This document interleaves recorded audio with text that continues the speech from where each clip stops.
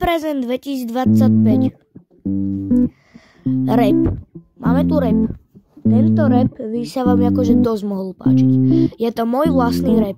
Tento rap sa vám bude určite páčiť. Takže začíname. V meste svetiel, kde každý hľadá zlato. Strácam som seba v tom šialenom kolotoči. Peniaze, sláva, to všetko sľubujú raj, ale skutočný život nie je niekde úplne iný kraj. Kedysi som sníval o veľkom dome, drahých autách, o tom, že budem obklopený tisíckami, ale dnes vidím, že je to všetko sú len márne sľuby. Skutočné bohatstvo je v srdci, v láske a v kruhu rodiny. Falošní priatelia sa prilepili ako muchy. Keď som mal peniaze, boli mi najlepší, ale keď som prišiel o všetko, tak zmizli rýchlejšie ako sneh. Zrazu som bol sám, bez opory, bez ničoho. V tomto svete plnom prtvarky a závisti je ťažké nájsť skutočného priateľa. Každý má svoju masku, každý hrá svoju hru.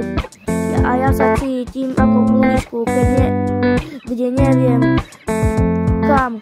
Láska to je slovo, ktoré sa ľahko vysloví, ale ťažko nájde. Skutočná láska je vzácna ako diamant a treba ju chrániť ako oko v hlave. Rodina to je náš základ, naša opora, to je miesto, kde nájdeme útočisko.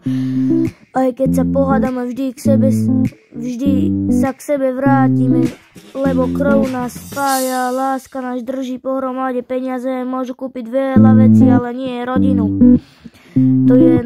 To je ten najväčší dar, ktorý môžeme dostať. Falošný svit ma oslepoval, ale teraz vidím jasne. Skutočné hodnoty sú tie, čo zostávajú, keď všetko ostatné pominie. Chcem žiť život naplno, obklopený ľuďmi, ktorý mám rád.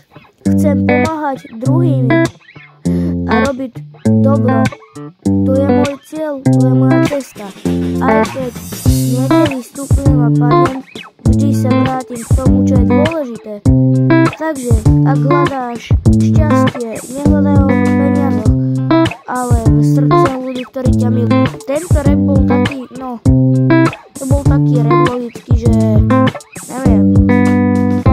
Tento rap som myslel sám, lebo ma to napadlo, ale tento rap bol taký, že neviem, povedať, ale on bol taký rap, že keby